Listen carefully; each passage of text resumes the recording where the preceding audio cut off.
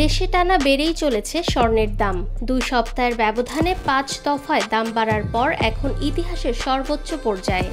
সর্বশেষ ১৪ October ভরিপ্রতি ২২ carat স্বর্ণের দাম ১ লাফে ৪,৫০০ টাকা বেড়ে দাঁড়িয়েছে প্রায় ২,১৪,০০০ টাকায়। একই সঙ্গে বেড়েছে রূপার দামও।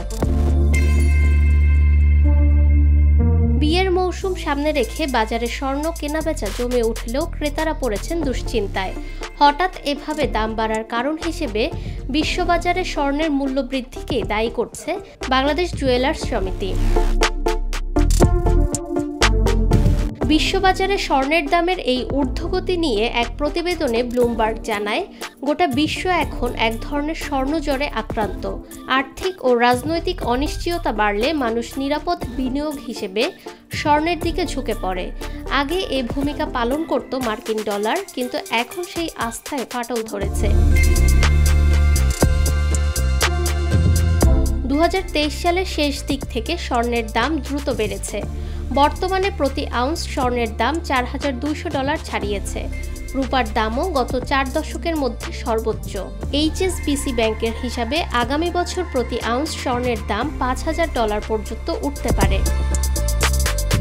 চীন, ভারত, ব্রাজিল ও উজবেকিস্তান সহ একাধিক দেশের কেন্দ্রীয় ব্যাংক এখন ব্যাপক হারে স্বর্ণ কিনছে। বিশ্লেষকদের মতে এটি বিশ্বব্যাপী প্রচলিত ডলার ভিত্তিক আর্থিক ব্যবস্থার প্রতি আস্থাহীনতার স্পষ্ট ইঙ্গিত।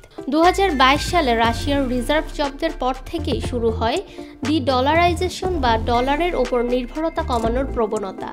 যুক্তরাষ্ট্রের বাড়তি ঋণ, মূল্যস্ফীতি ও রাজনৈতিক চাপের কারণে ডলারের প্রকৃত মানও কমছে বলে মনে করছেন অর্থনীতিবিদরা।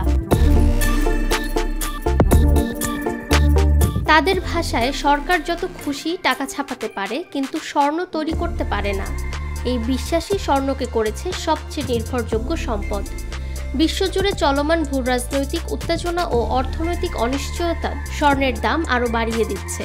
যদিও বিশেষজ্ঞরা বলছেন, ইউক্রেন যুদ্ধ বা বৈশ্বিক বাণিজ্য উত্তেজনা প্রশমিত হলে দাম কিছুটা কমতে পারে। চলতি অক্টোবরেই দেশে ভরি প্রতি ২১,০০০ টাকা এবং সেপ্টেম্বরে ১৬,০০০ টাকা বেড়েছে স্বর্ণের দাম। বিশ্লেষকদের মতে এই প্রবণতা শুধু বাজারের নয়, এটি বৈশ্বিক অর্থনৈতিক অস্থিরতারই প্রতিফলন।